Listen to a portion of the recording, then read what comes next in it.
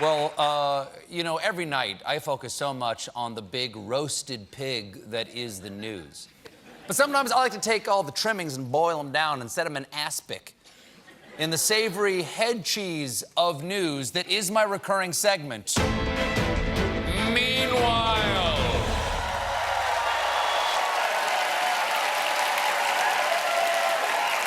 Meanwhile. You're not even doing anything. You're not even doing anything. Meanwhile, a Florida city commissioner has resigned over face-licking allegations. Now listen, I will give you this. It is hard not to lick people in Florida. They do look like jerky after a while. The alleged licker, for the record, hardly know her, served as city commissioner of the tiny town of Madeira Beach, where she apparently had a habit of licking men that either she was attracted to or thought she had authority over, including a coworker who says that she licked his neck and the side of his face, slowly working her way up from his Adam's apple. Now, to be fair, that is one of the steps of doing a tequila shot in Florida.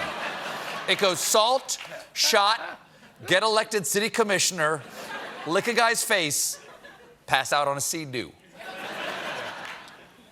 Meanwhile, a new study found that 1 in 5 parents said they believe that using a household spoon is okay for measuring medicines, but it is not. And you should always use the dosing device that comes with the medication. So no more spoons, okay? Looks like it's back on the job, you gnarly old shot glass. I will rinse you when I'm dead. Meanwhile, if there weren't enough embarrassing stories coming out of Virginia, a man there was arrested for projecting porn onto his garage door. I guess he thought it was too on the nose to project it on the tool shed. Meanwhile, in very upsetting news, a courthouse in Oklahoma was evacuated after an attorney arrived with an abundance of bed bugs crawling on him. That is disgusting. Do you know how hard it is to get rid of lawyers? One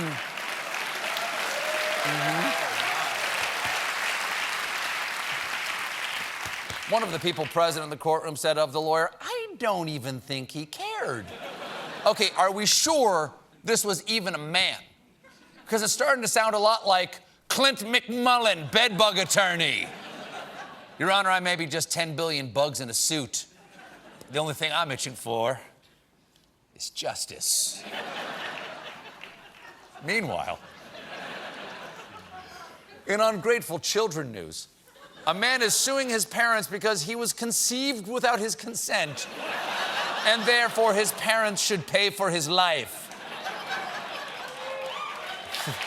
The man seen here being so disappointing.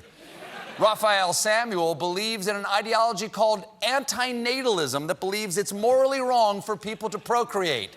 So it's either a strongly held belief or a really elaborate excuse for being a virgin. I don't want to procreate with you, okay? I'm antinatalist, unless you're into that.